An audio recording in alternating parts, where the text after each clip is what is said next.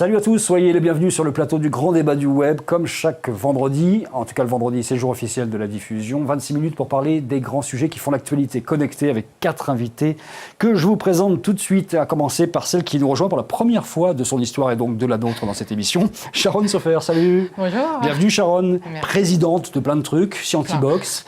Scientibox, c'est quoi en un mot ? C'est des coffrets scientifiques pour faire découvrir la science aux enfants de façon ludique. Voilà, puis de façon générale, tu es quand même branché sur les enfants puisque tu diriges aussi, tu es présidente de Startup for Kids et là c'est bientôt là. C'est dans 18, 19, 20 novembre, donc dans quelques jours, et c'est un salon qui regroupe des startups qui innovent en matière pédagogique. Et ça se passe à l'école 42, Ouais. chez Xavier Niel. Merci d'être là, Sharon. En face, Clotilde Provost, La Méthode. Salut Clotilde. Salut. Oh, j'aime beaucoup la... C'est une robe, c'est quoi ? C'est joli. Non, c'est un... C'est dans votre rubrique mode en fait. La Méthode qui apprend à des entrepreneurs et entrepreneureux à monter des startups et tout ce qu'il faut. On en a déjà parlé. À côté, Julien Jacob ou WeFlash. Salut Julien. Ça pète, la chemise blanche. C'est blanc. C'est la lumière, c'est WeFlash qui fait de la photo immobilière, on va dire.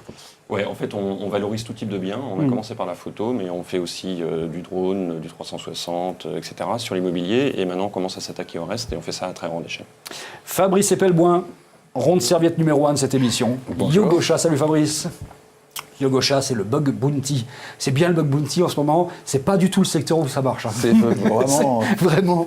c'est la sécurité informatique, ça veut payer, mais les ça hackers, paye la plus, non. sécurité, c'est du tout pas Non, du non, tout les un sujet. hackers, c'est pas du tout un terme à la C'est pas mode. du tout un sujet à la mode. C'est vraiment une boîte qui est positionnée sur un marché pourri, quoi, où il n'y a rien. Lamentable, il se passe rien. Lamentable, il se passe rien. Bon, il y en a quelques-uns d'entre vous qui sont en live sur Facebook pendant qu'on enregistre cette émission dans les conditions du direct, ce qui va leur permettre à la fois de suivre ça avant tout le monde et puis en même temps de commenter, de poser des questions, ce qui nous donnera une petite interaction. 2 sujets aujourd'hui principaux. Que craindre vraiment du fichier monstre ? Vous savez, le fameux fichier TES. Il y a 4 ans, on appelait ça le fichier des gens honnêtes. Bref, le fichage systématique de tout le monde, vous et moi, à partir de l'âge de 12 ans, et le regroupement de 2 fichiers principaux avec les données état civil et biométriques mélangées. Ça donne un fichier qui sera absolument colossal et qui pose quelques petits problèmes. Et puis, la pomme, Apple a-t-il ou a-t-elle, je ne sais pas comment on dit pour Apple, une stratégie ? Est-ce que cette boîte part à volo ou est-ce qu'elle suit quand même une ligne ? On en parlera avec des pros et des anti-Apple. Je ne sais pas s'il y en a autour de la table, on verra. En tout cas, on le découvrira tout à l'heure. Et puis, un petit mot quand même de Trump. Je me suis dit au départ qu'on ferait quand même bien une émission spéciale l'Internet selon Trump. Et en fouillant un peu, je me suis rendu compte que l'Internet selon Trump, c'est pas une émission spéciale, c'est une chronique de 3 minutes parce qu'il n'y a pas de pensée réelle d'Internet selon Trump, en tout cas tel qu'il l'est pour l'instant dite. En 2015, il a quand même demandé à Bill Gates comment on pourrait fermer une partie d'Internet pour lutter contre le terrorisme. Enfin, c'est dans un discours qu'il a proposé ça concrètement, pour vous dire le niveau. Il a voulu boycotter Apple qui ne voulait pas ou qui faisait semblant de ne pas vouloir donner des informations au FBI. Il a dit qu'il fallait écraser les méchants hackers chinois. Ça, c'est de l'information. Et puis, il tient quand même son compte Twitter, très actif. Les conneries, les fautes d'orthographe, tout est de lui dans son compte Twitter. Et il a fait une campagne qui était largement basée sur le web et qui a donc coûté un peu moins cher que ce qu'on aurait pu imaginer, même s'il avait largement de l'argent pour faire tout ça. Est-ce qu'il a ou pas un programme Internet, Fabrice, Trump ? Il a un gourou Internet, qui est Peter Thiel, et qui n'est pas n'importe qui dans le monde Internet. Ouais, c'est le seul de la Silicon Valley qui est vraiment C'est le pris et seul. fêté Ah comme ça. oui, c'est pour ça que finalement, c'est pas si compliqué d'imaginer Le quel va être créateur de son- PayPal. Hein. Créateur de PayPal et surtout cofondateur de Palantir, qui est l'œil de Sauron de la NSA, et qui est une technologie incroyable et absolument fascinante, mais totalement terrifiante. Et dans la mesure où c'est le seul de la Silicon Valley à avoir... C'est lui qui soutenu aura les clés Trump, de la politique en numérique. tout cas, il aura une influence considérable. Et donc, à travers la pensée de Peter Thiel et ses prises de parti, et Dieu sait que sur la technologie, elles sont fortes, on a une petite idée de ce que peut être Trump, et c'est pas réjouissant. Oui, c'est assez flippant, d'autant que toi, tu as lu en fait les bouquins de Peter Thiel, tu en as écrit quelques-uns, et que tu adhères pas totalement, Julien, au Non, principe. C'est terrifiant. En fait, moi, je les ai lus parce que je lis pas mal. Tu sais lire déjà ce que tu Je dois sais donner. lire déjà, mais sur le sujet de la Silicon Valley, de tout ce que ça produit avec le Lean Startup, enfin tout ça, etc. Il y a vraiment 2 tendances. Il y a vraiment les démocrates et les républicains, on les retrouve. Mais lui, c'est terrifiant parce qu'il a une vision du business qui est une jungle absolue. Les êtres humains ne sont pas des êtres humains, ce sont des numéros. Et en fait, ça transparaît dans son livre. Et ce qui est surprenant, ce qui est rigolo, c'est comme quand on va au cinéma, on ne sait pas ce qu'on lit, ce qu'on va voir.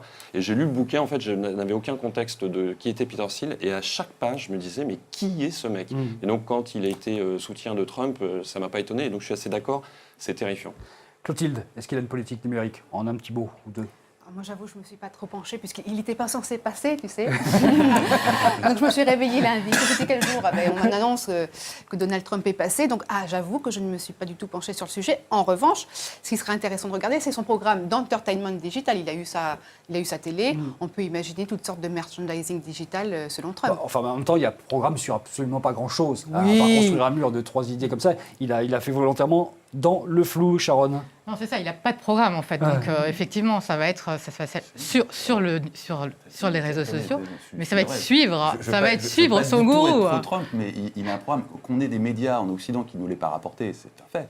Mais il a un programme. Il est délirant, hein, comme tous les programmes politiques, Oui. effectivement. Non, et il n'est pas cohérent d'un point de vue économique, mais il a un programme.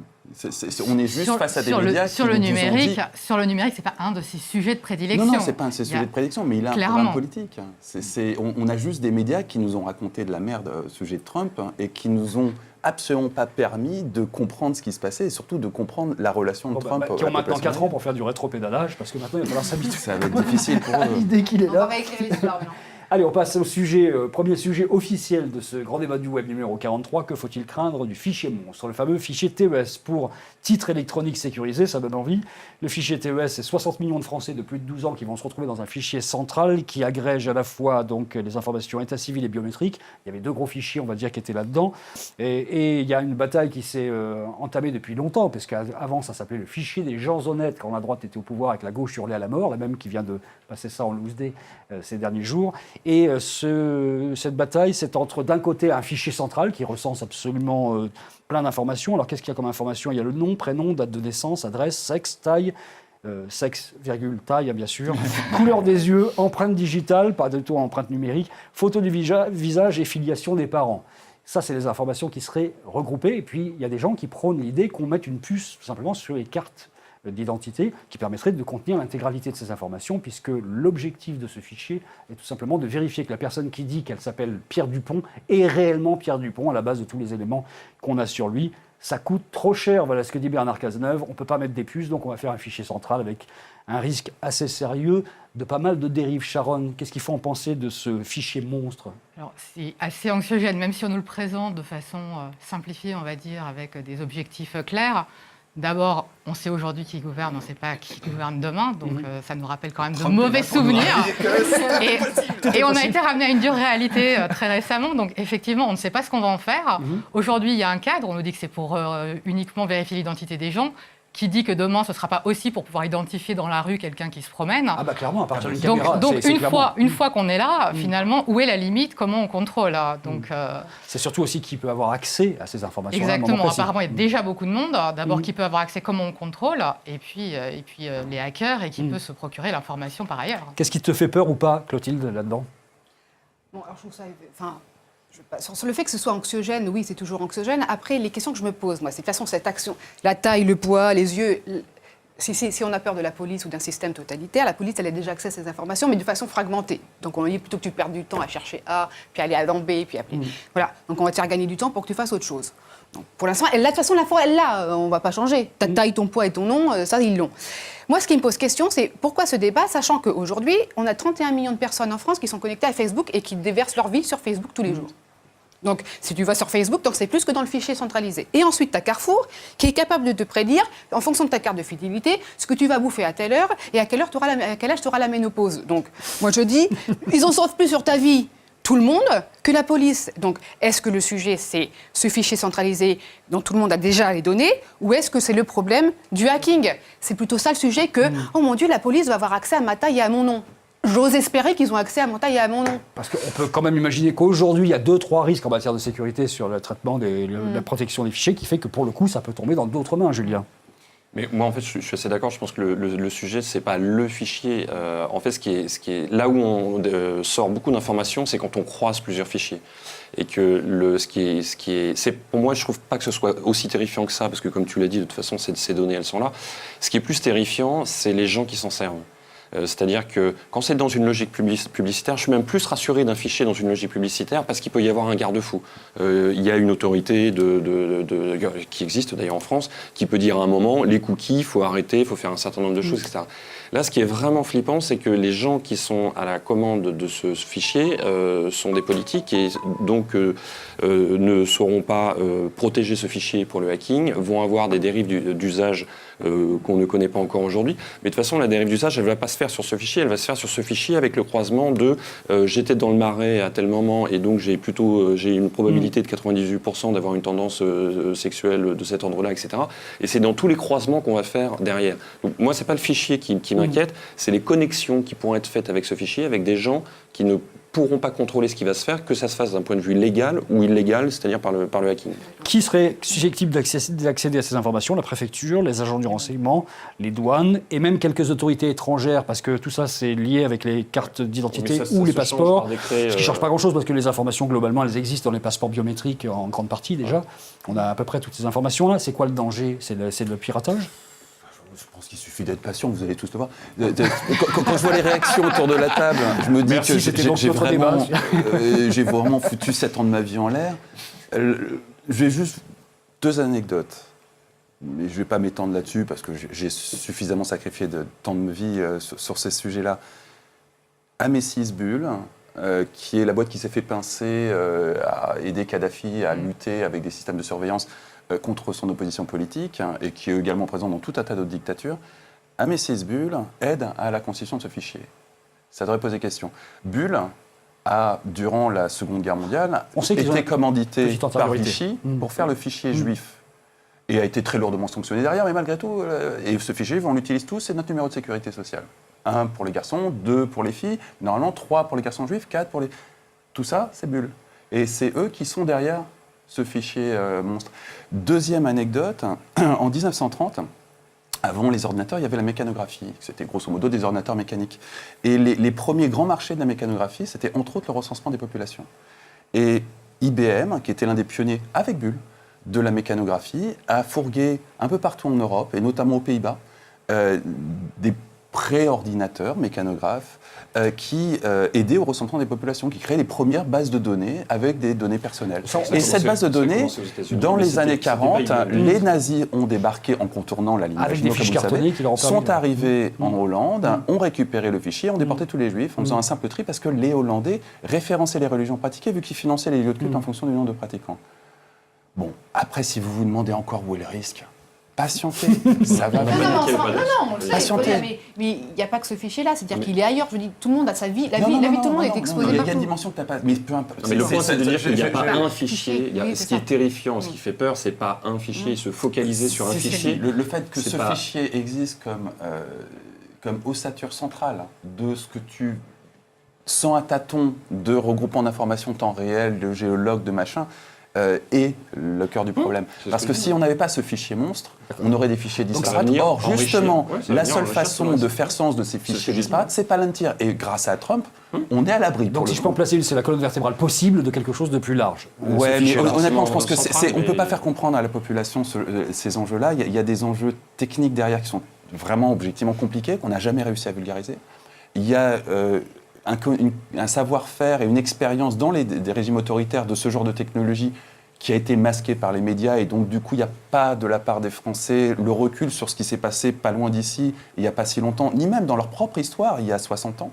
Cette information n'est pas accessible, donc c'est peine perdue. Juste un mot de Kaifa qui dit l'État travaille avec trop de privés. Et deuxième commentaire de Kaifa, les fonctions publiques parfois travaillent aussi pour le privé. C'est les commentaires qui arrivent en direct sur Facebook.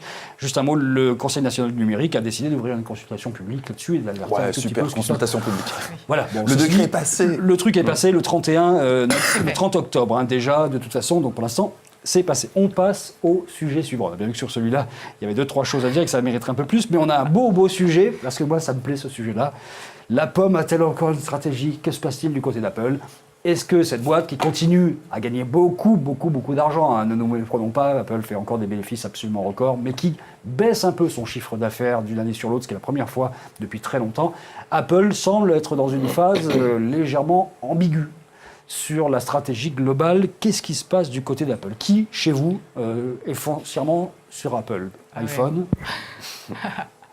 À fond. À moitié. Je suis cerné, moi, avec Samsung. Je me dis, Samsung, il ne faut plus prononcer le mot, ça fait, Non, ça fait à mal. moitié. Et pour les Mac ou PC? Mac. Mac. Bon, on est tous Mac. Donc on est tous un petit peu dans la galaxie Apple. Est-ce que pour autant on a envie d'y rester éternellement? Ça, c'est une autre question. Sharon, qu'est-ce qui se passe chez Apple? Est-ce que tu as envie, par exemple, d'acheter le nouveau MacBook qui ressemble quand même assez globalement à une fumisterie quand même?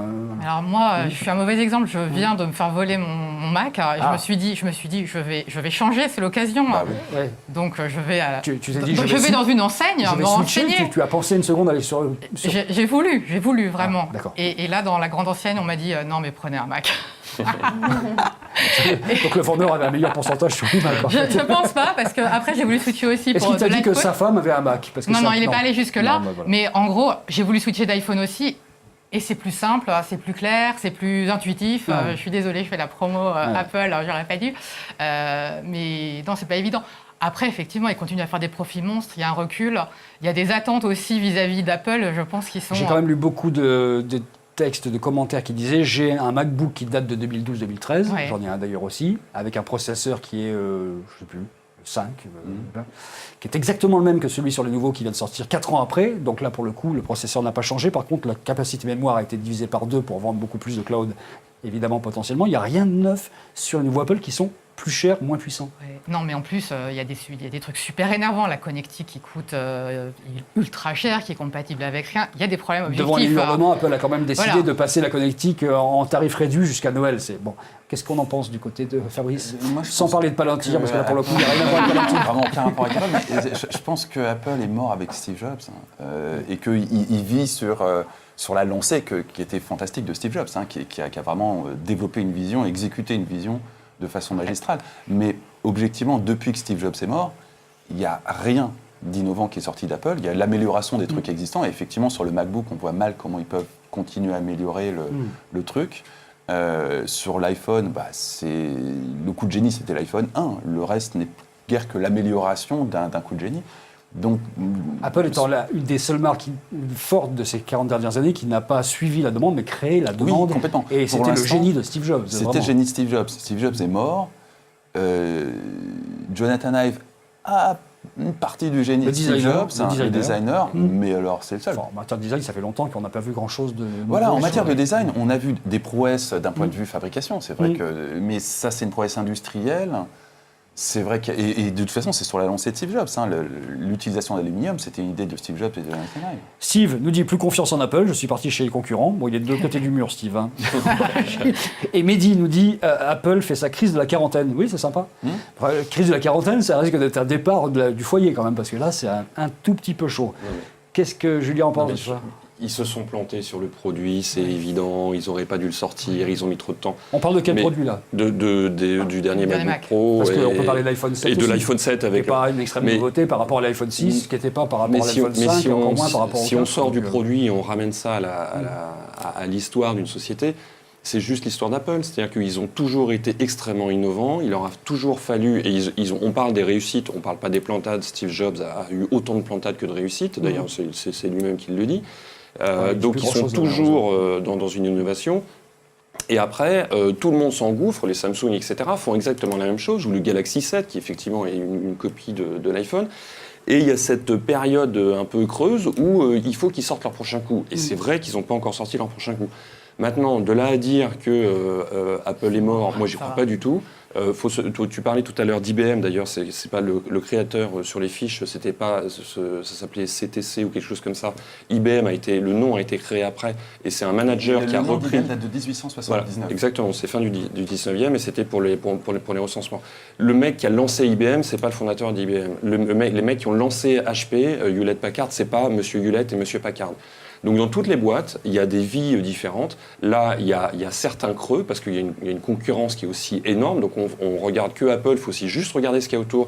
Quand Apple a lancé ses produits, il était généralement tout seul.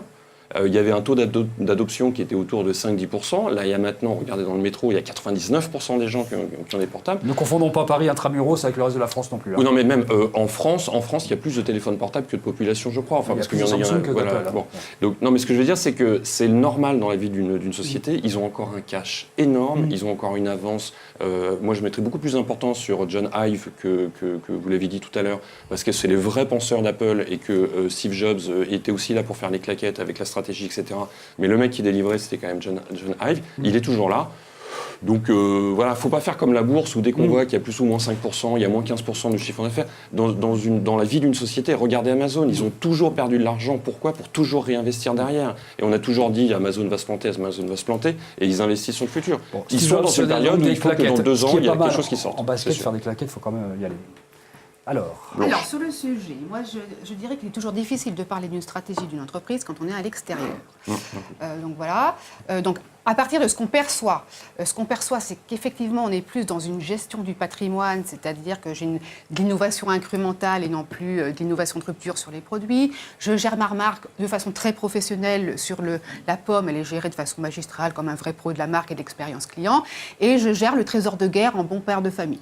Donc on se dit effectivement, on est plus dans la gestion de l'héritage. Sauf là. qu'on ne sait pas, parce qu'on ne sait pas ce qui se passe à l'intérieur. Mais de l'extérieur, c'est à peu près ce que ça donne. Mais qu'est-ce qui se passe à Ça l'intérieur ? sonne. Alors après, si on se dit, de quelle stratégie parle-t-on ? Est-ce qu'on parle de stratégie produit ou de stratégie d'entreprise ? Et si on parle de stratégie produit, je suis d'accord, c'est qu'elle est morte avec Steve Jobs. Parce que pour moi, Steve Jobs était plus un directeur de produit génial qu'un capitaine d'industrie. Donc à mon avis, en fait... C'est pas lui qui a créé, c'est John Ive qui a créé tous les produits. Hein. Alors Vraiment. peut-être, enfin en tout cas, C'est lui, l'image, en c'est tout cas, un- le gourou du produit, c'est Steve Jobs qui l'a mais incarné. ça, c'est le côté génial de Jobs. Voilà. Mais il a concentré l'image. Mais en le tout mec cas, qui c'est bosse une derrière, stratégie c'est- qui est tournée autour du produit et donc ça pose la question de la stratégie d'entreprise qui inscrit l'entreprise dans la pérennité et qui a une vision très long terme, plus globale que le produit lui-même.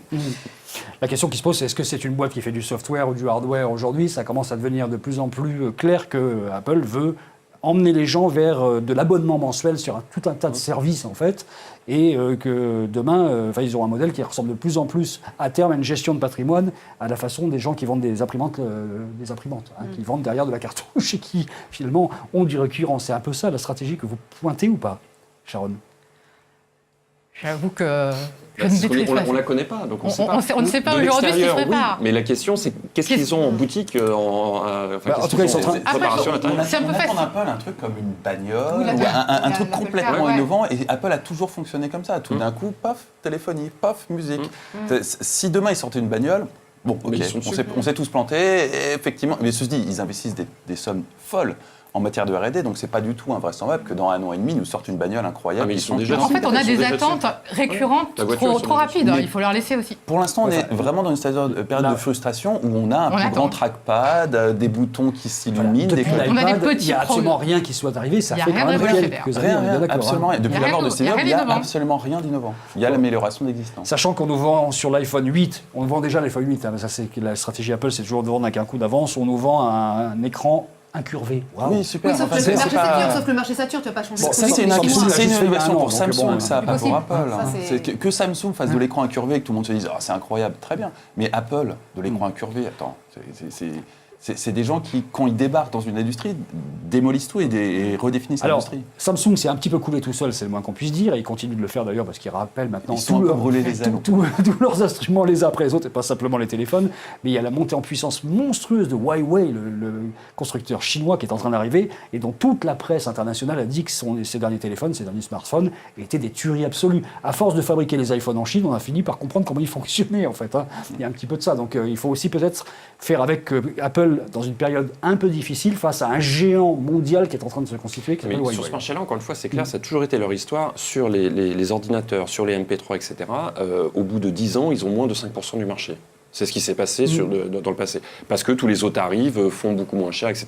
L'iPhone, il ne faut pas oublier que c'est le téléphone le plus profitable de l'histoire de l'humanité. C'est-à-dire qu'on n'a jamais fait autant de marge sur un téléphone. Attends, parler d'histoire de l'humanité pour le téléphone, Enfin, c'est... donc la vraie question, c'est quel est leur prochain coup ? C'est ce que je voulais dire, c'est que comme on ne sait pas, leur prochain coup, ça va être Ouais. peut-être la voiture parce qu'ils sont déjà dessus, ça va forcément être en dehors de tout ça. Donc il ne faut pas s'étonner qu'ils tirent le fil et ils tirent la rentabilité sur des produits qui existent parce que le prochain coup, il sera ailleurs. Et la question, c'est on ne sait pas où. J'espère qu'eux le savent. Là, par contre, la question se C'est une pose. vraie question. Est-ce qu'eux le savent? Ça, Il c'est y a pas des sûr. chances, vu les milliards qu'ils ont investis en R&D, Ouais. ils doivent savoir à peu près où ils cherchent à innover. Bon, ils ont 2-3 cabinets conseils qui peuvent les aider à réfléchir de toute façon. Clotilde, on termine par un petit plus 1. Alors moi, c'est un petit plus un très mignon, c'est que les fêtes de Noël approchent. Oh. Et tu sais que je suis une très très grande fan du Made in France, donc je vais faire mes emplettes au salon du Made in France et de l'entrepreneuriat à la française. Voilà, je soutiens le Made in France tous les jours. Il y a vraiment des choses intéressantes là. Ah non, mais vous avez jamais été? Non, c'est très sympa, il y a plein de petites... Ça y est, on se voit maintenant. Ça y est. Non, vous, je parle de vous, c'est un bon collectif. Non, non, il y a... Il y a du saucisson, il y a- il y a du... Non, pas c'est du tout, non, c'est pas du tout ça, Non, non. il y a T'as- des slips français, il y a des choses. T'as des je travaille créateurs, aussi. t'as de l'objet connecté un peu, t'as des Ouais. startups, t'as de la mode, t'as... Non, c'est Enfin, vrai, c'est plein de c'est- choses. Et je trouve que c'est une très bonne idée pour se dire, si je fais des cadeaux, je vais les faire. au C'est une moins. bonne idée. Allez, un petit plus 1 pour terminer de Sharon. Alors, Toblerone, hein, donc C'est connecté donc. c'est pas très connecté au départ, mais en fait ça devient connecté parce que Toblerone a annoncé qu'ils baissaient le poids de leur barre de chocolat en Angleterre. Ouais. Donc pour diverses raisons économiques, mais évidemment Internet s'est magistralement emparé du sujet avec plein de parodies donc sur les barres de Toblerone, nouveau format spécialement pour C'était l'Angleterre. compenser la baisse de la livre C'est sterling. ça, en fait. On fait ça, voilà, Non, ça fait Et les sens. prix du chocolat, et C'est le le cacao, chocolat, C'est le etc. chocolat Ouais, tic. c'est pas idiot. Ouais. Chocolat tic, on dit un truc comme ça. C'est une Ouais. tactique classique dans la distrib. Quoi. Ouais. Tu diminues le packaging et tu augmentes tes marges. Voilà, on reste sur cette note de Mais il y chocolat a et on plus est déjà en encore train de du chocolat, préparer. donc c'est du faux chocolat. Il reste le chocolat, Chocolat. ils ont juste baissé le poids. Ça va, on est rassurés. Merci Sharon d'avoir participé à cette première émission. Pourtant, on te retrouve bientôt. Merci Clotilde, Julien, Fabrice. Merci à la régie. C'était le grand débat du web 43 avec ceux qui étaient en Facebook Live qui ont un petit peu participé. Pas beaucoup cette fois-ci, ce sera mieux la prochaine fois. Et on se retrouve la semaine prochaine pour d'autres aventures. Salut à tous.